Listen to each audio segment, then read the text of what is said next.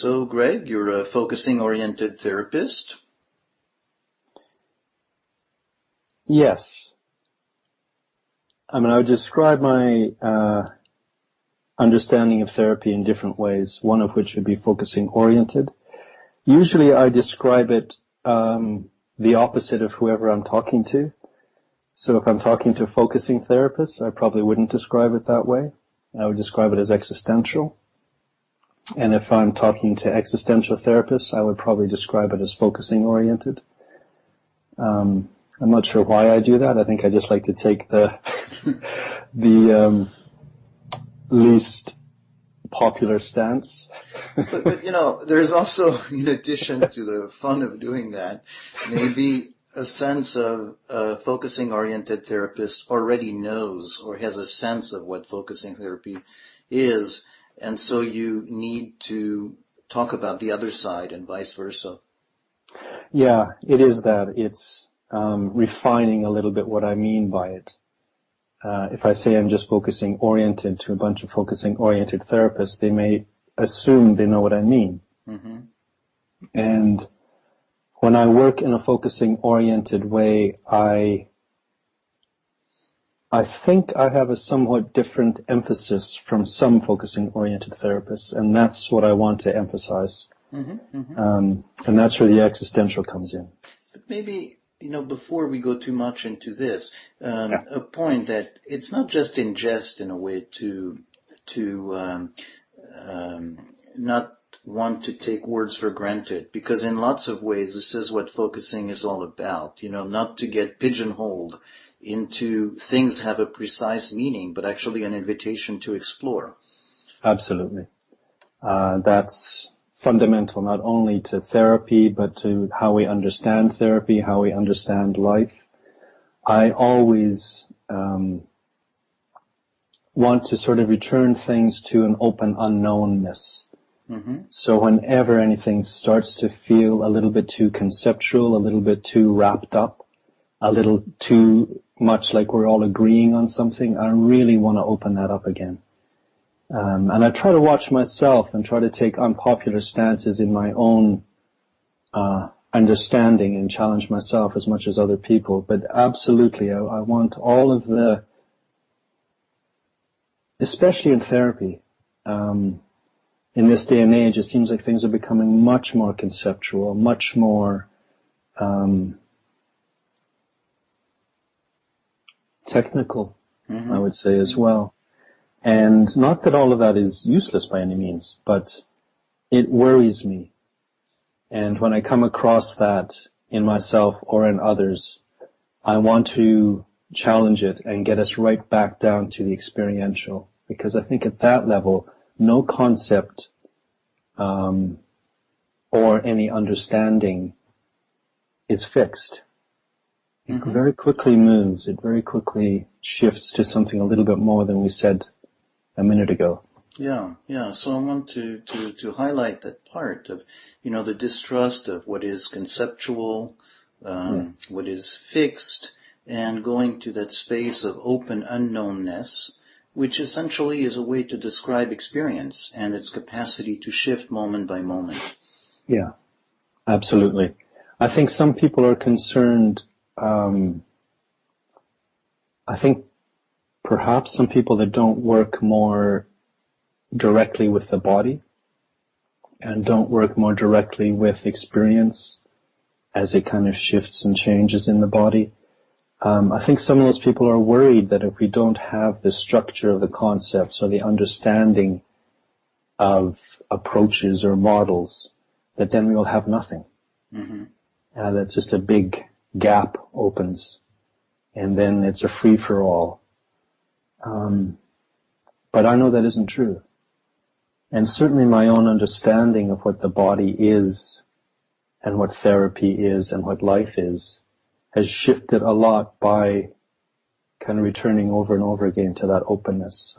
My ideas have really had to change. Yeah, so in a way, instead of hanging on to a need for structures, the focus on the body and on experience is actually puts us into a mode where the structure is the expectation of the constant shifting. Exactly. Yeah. Yeah. And that expectation isn't always met. You know, sometimes, for me at least, I go into the body, I find an experience, and it's stuck. My expectation is that by being with it, it'll shift and change. And sometimes that doesn't happen. So then I start wondering, what am I doing wrong? As though this staying stuck isn't actually the information I need.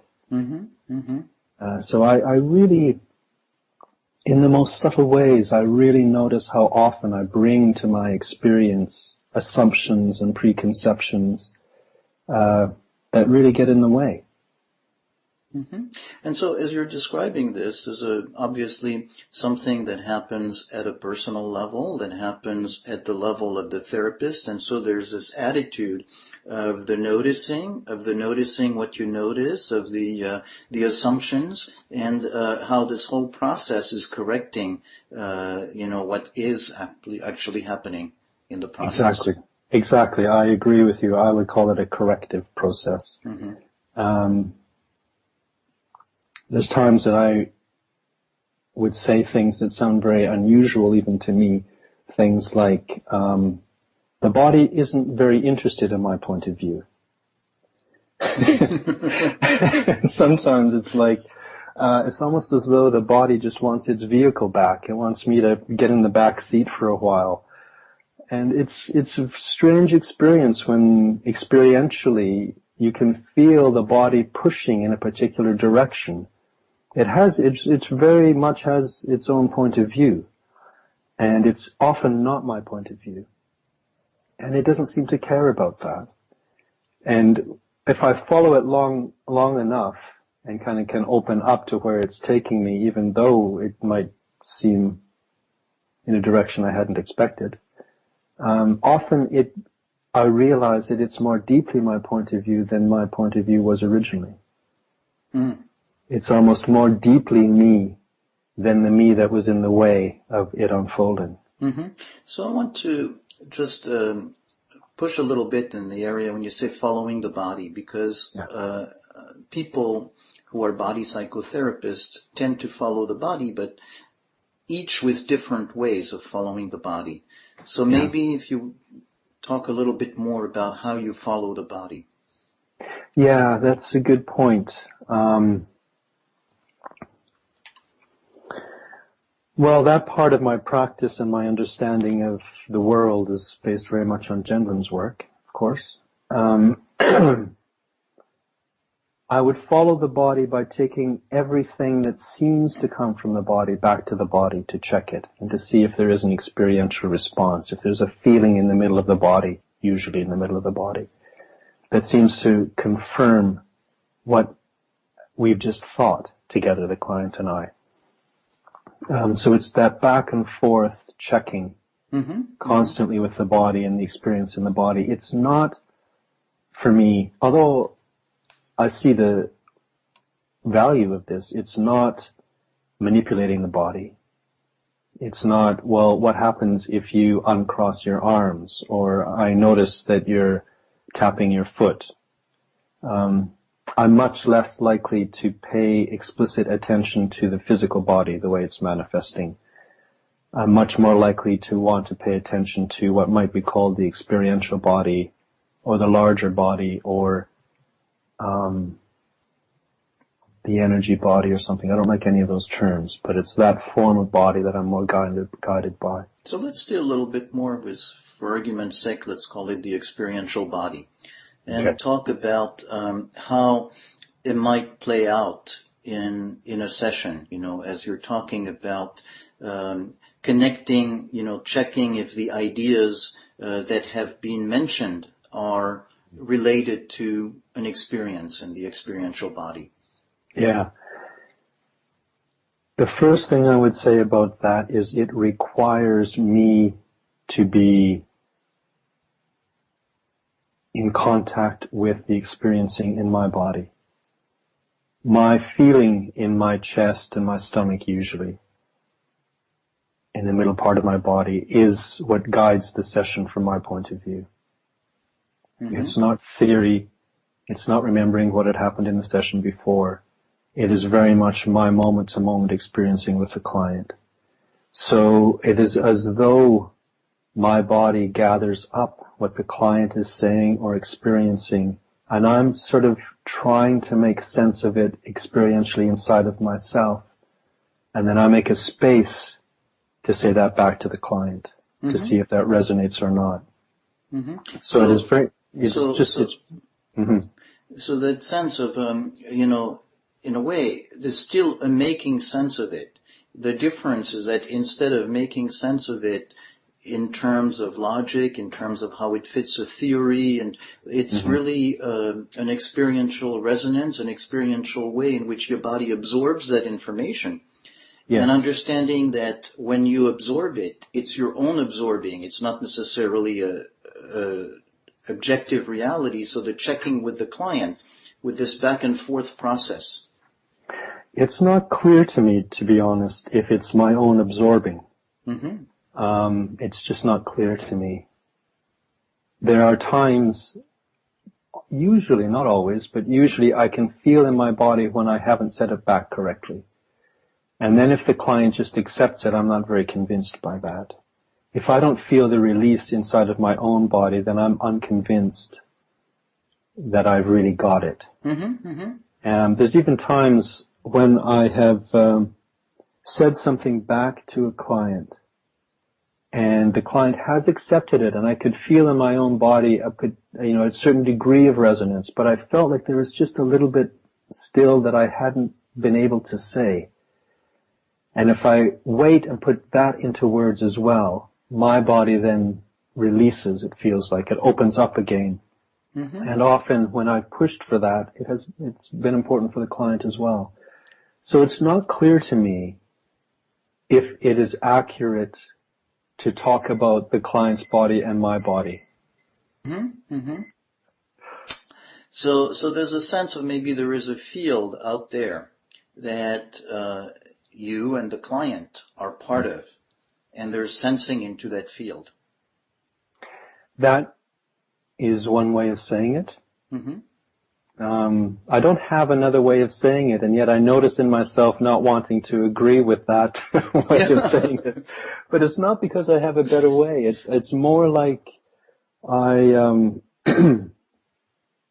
I just don't want to have it pinned down at all. Yeah. So that's very consistent with what we were talking about before, that in a way, every time we start to want to pin something down, we're actually impoverishing it. That's what I feel. The best I can do usually is say, it's as though. If I make it into a metaphor, I'm a little bit more comfortable with it. But yeah, it is as though there's,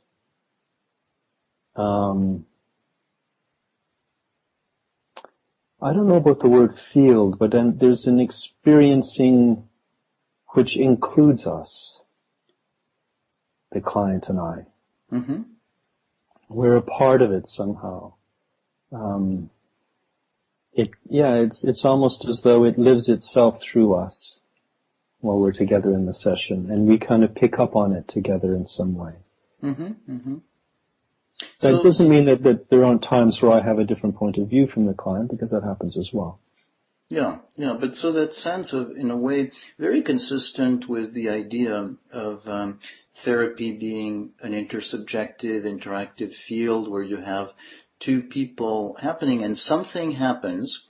And so in a way, this is something related to, there is something happening when somebody is actually listening in a very active way and in a very embodied way to the client's experience.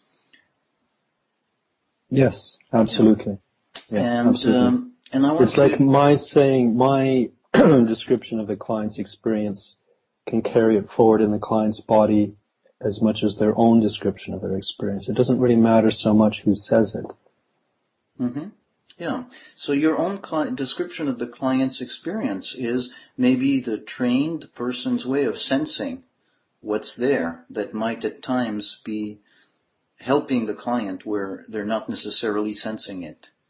Yes, that's right. And in that sense, I would say that the work is very phenomenological. Because I'm not trying to make something happen. I'm just noticing when something is happening. and isn't being paid attention to. Mm-hmm, mm-hmm. So, very important distinction, not trying to make something happen, but noticing what happens. Yes, exactly. Yeah. Yeah. And you pointed out before of how you are in touch with your own sense, so that even if you said something that the client resonates with, but it doesn't quite feel right, this is a totally okay part of the process to follow. Yes. Yeah, I mean, I can be quite transparent, and I can say to the client, well, it doesn't quite feel convincing to me, or I can say something, and if the client wants to pick it up as their own, and I'm unconvinced by it, I can sort of just say, well, I think that was just my idea, and sometimes get it out of the way quite easily. Sometimes it becomes a bigger deal than that. Mm-hmm. But the thing that's important in this discussion, from my point of view, is I've begun to wonder how much we individualize the things that we experience that may not be individual at all. How much of what we actually experience and how much of what we see in the consulting room is not individual distress or individual pathology or whatever you want to call it, but actually is the living of a particular social and political time in the world. That people are coming in as individuals with problems that actually originate in, you might say, the field or in the social arena. And in that respect, I've more and more am beginning to think of therapy as quite a political act. Mm-hmm, mm-hmm. So a sense that all of us, in a way, are not independent from the environment we live in. And if, say, I'm coming from a smoke-filled room, I'm going to smell like smoke, whether I'm smoking or not. And if you were treating me as, based on the smoke without realizing that I'm just coming from a smoke-filled room, you would actually be ignoring the largest thing that has to do with that smell. Exactly. And even worse, if I was trying to help you adapt to that smoke-filled room, rather than saying, maybe that room shouldn't be full of smoke. Yeah. Maybe the problem is the room, the atmosphere there. Yeah. And I think that is really important. As a focusing oriented or as an existential, or what I sometimes say, experiential existential therapist, I'm more and more interested in and concerned about the wider world, the world outside of the consulting room, and not making so much of a distinction between those two worlds, the world of the two of us in some comfortable office and the larger world, and wanting to make that link more explicitly, and wanting to move outside of the consulting room and bring some of what we know about the body and about experiential listening out into groups who are trying to have an impact in society. But so there's a fine line between, in a way, adapting to the world in the sense of finding a way to enjoy the smoke-filled room, but also make room for sometimes what cannot be changed. And so, but it's walking that fine line with the understanding that the problem is not the client's pathology necessarily, or not looking at it from that angle, but looking at it as a sense of how to adapt to an environment. Yes. Or how to dance with it, or what to do with it, not necessarily adapt, but how to act. Yeah, exactly. How to act. And there could be all sorts of acting even in hopeless situations.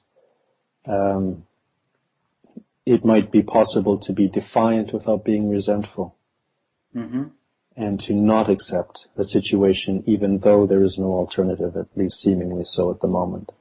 It doesn't mean you have to accept it. Yeah. And so we're talking about phenomenology, but we're also talking about existential, that sense of, here I am, and where do I go? Right, left, back, sideways. moment by moment. It's that question. It's not just experience by itself, but it's experience together with what do I do next. Exactly. And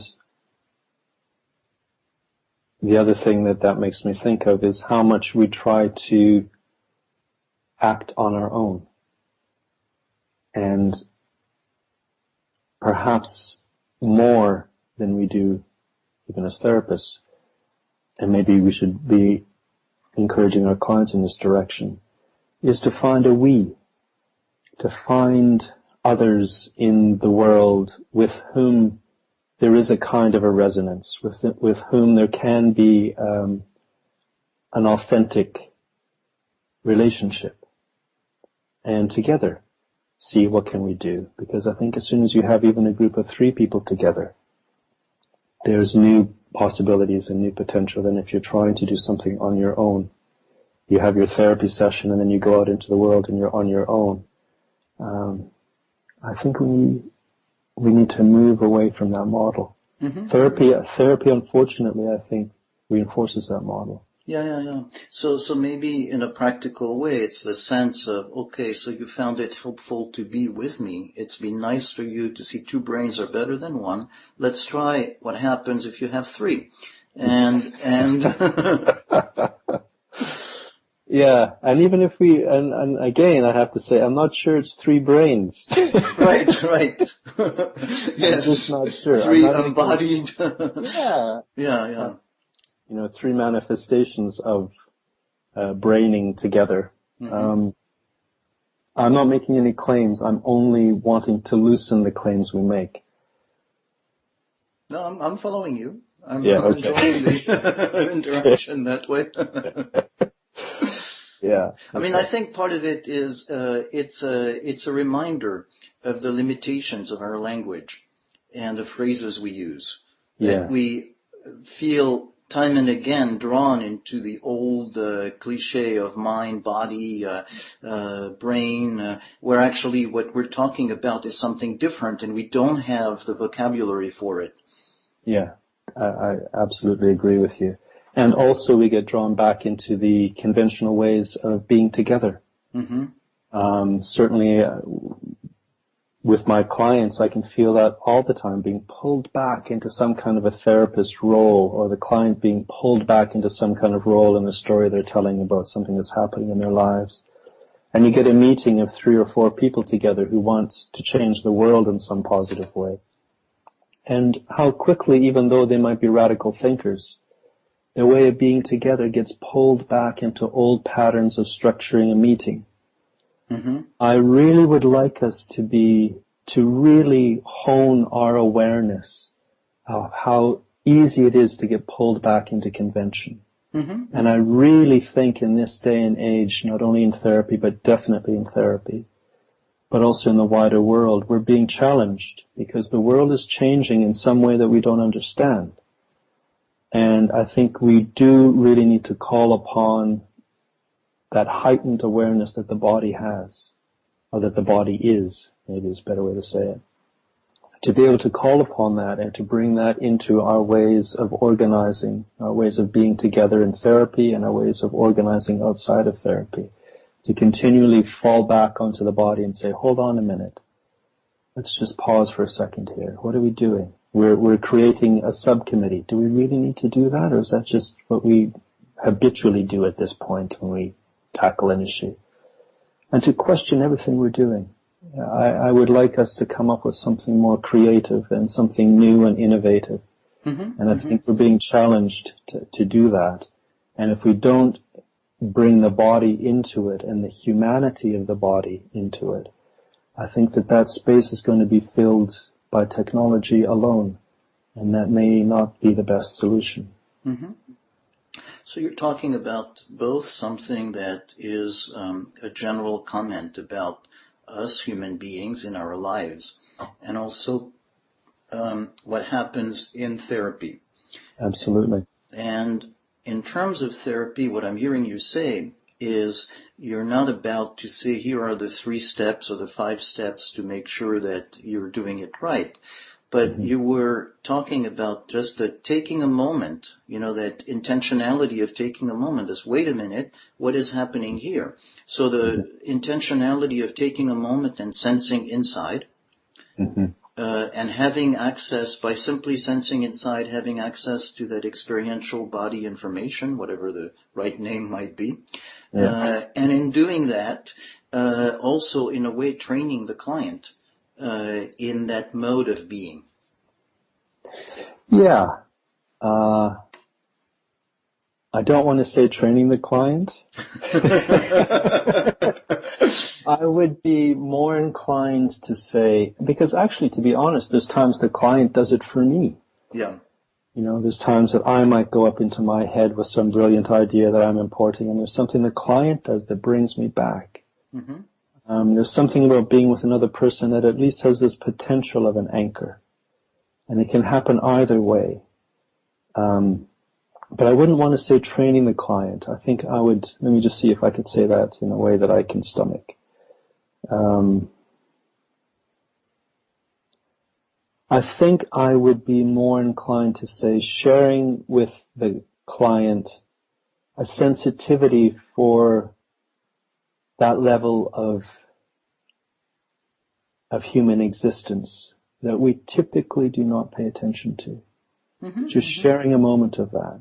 Yeah, I mean, it's to me, I was at a conference just a couple of weeks ago, and I was presenting with some other people, and we were on kind of a panel, and one person spoke very evocatively about working with refugees, and then we're going straight on to the next person on the panel who was going to speak about something equally exciting and evocative and important. And I butted in and I said, well, just hold on a second. Let's just pause a minute and really kind of take in what this first person had said. And it felt very shocking to me in a conference with I don't know how many people there to have a moment of silence. And then it was shocking to me that should be shocking. Why in conferences, I mean, this is just one example of convention. It's like somebody's always talking. Yeah. Why don't we say, okay, we've listened to this person, let's just take 2 minutes and just settle into ourselves, see how this is resonating with us. I rarely go to conferences that have that kind of thing built in. So that's where maybe I'm going back to what I said a couple of minutes ago. When I use the word training, which, has its limitations, but when you said sharing, there is something missing in sharing, because I think what you bring in is an intentionality, the intentionality to notice these moments in yourself and to notice them in the client. So while maybe training is the wrong word because it's a bit mechanical, there is, I think, to me, that sense of having learned the value of the pause, having learned the value of looking for, of making time, of priming the pump, of expecting, of being open to, whatever the right words are, for some inner experience to come in, and appreciating its value. Yes. And of encouraging or of sharing. And the sharing can take the form of recognizing when the client does it. But something about that very, very strong value, which is the antidote to conventional, meaning going on its way without a moment to think, without questioning the basic assumptions. Yes. I agree with you. Sometimes it is just sharing, and it's as humble as that. And sometimes it's not. Sometimes it's almost an insistence, from my point of view, based upon what I've learned from practicing as a focusing person for decades. So you're right. Sometimes it is more than sharing. But I wouldn't want to say training, because that, to me, the way I would use that word, that although it might be true, it might be an accurate word, I still don't want to use it, because it's it sounds too much like there's a power relationship between me and the client. And it sounds like although it's true, I was going to say it sounds like I'm encouraging the client to break an old habit in order to form a new one. But that's true. At times, I am encouraging that. I just don't like the word training. Yeah.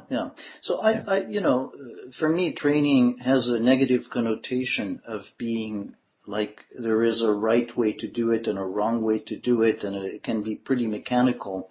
So I'm not hung up on one word, but I just wanted to highlight that maybe there is an ambiguity that on the one hand, in some way, we want to not be representatives of a hierarchical model and of authority, but in some way, we do embody authority, and there is a part where transference and positive stuff comes from a certain amount of authority that we embody, but just not in a certain way, and it might be hard to define. So maybe do you want to address a little bit the issue of authority and It's a good point you're making. I don't agree with it.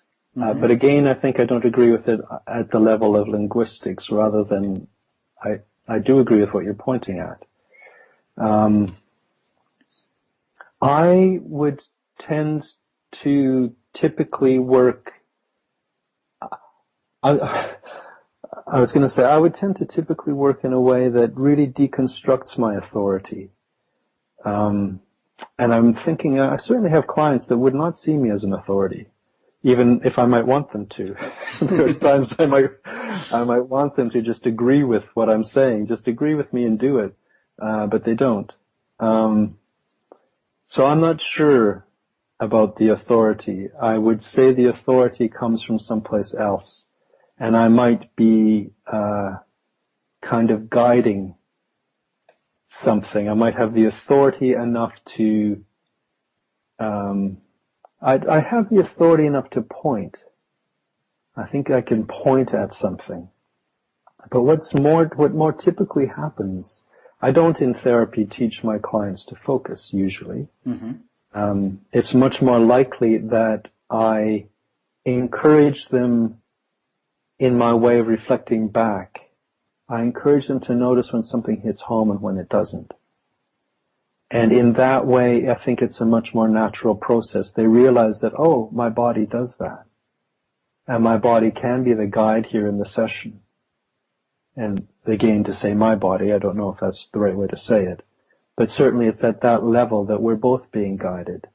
So I think you want to use the word authority as the person that knows something about that and can point towards that. And I have to agree with you, if that's how you want to use the word. But I don't want to use the word authority. Yeah. And so, again, word authority is so fraught. And it's a great example when you were using it to say, if I want to tell a client what to do. And obviously that's a certain kind of authority. But, there's a different kind of meaning when you talk about somebody who's walked the way of listening in a certain way and of being open to that experience. And in a way speaks from experience. And so in that sense, the word authority would be the authority of speaking from knowledge of what it's like to travel that road and to share that experience. Yeah, certainly. And I would say that as someone who has learned the value of not knowing, I can claim to be a person who's learned the value of not knowing, although I can't claim that I always adhere to that. But I certainly do know the value of not knowing something. And slowing down, I know the value of that. Yeah. So I can say that much to a client without question. Yeah. So these are very powerful words. Somebody who appreciates the value of not knowing and the value of slowing down and of staying with that. That's right. And it's not knowing as a failure of knowing. It's not knowing as a much more precious thing than knowing. It's the value of not knowing, not that not knowing is just what we're left with when we don't know. Yeah, yeah. So that deep appreciation for the not Exactly. knowing. Yeah. And protecting it. Mm-hmm. Protecting the not knowing. Yeah. So I want to check if, obviously there's a lot more that you could say about all these things. But given the constraints of time, does it feel like a good place to end, or would you like to add something else? Maybe if I could just review a few of the things that Yeah. we've touched on. Yeah. Things that are important to me is not, because I think some of these things are very countercultural in the current therapy world. And so one of those things is not getting hung up in the conceptual or in technique. And when we have concepts, allowing them to migrate, allowing the concept to come into the current usage of it so that it can shift and change and become more than what it was just a minute ago when we first attached it to whatever was happening. So it's to kind of deconstruct concepts. And it's to have, as we were just saying, this sometimes very radical sense of not knowing. Not even knowing what should happen in therapy, not even knowing what therapy is, not knowing what life is, and just kind of being quite open to that. Mm-hmm. And I guess related to that is not knowing what is the status of the client and me when we're in the therapy room. Are we two separate beings? In what sense are we separate, and in what sense are we not separate? Because we're there as the environment of each other. And just keeping that as a question. And then the final thing from my point of view is this not individualizing distress. I think we do so much of that in psychotherapy. And I'm questioning that more and more. How much of what we see in psychotherapy is almost masquerading as individual distress. Mm. Thanks, Greg.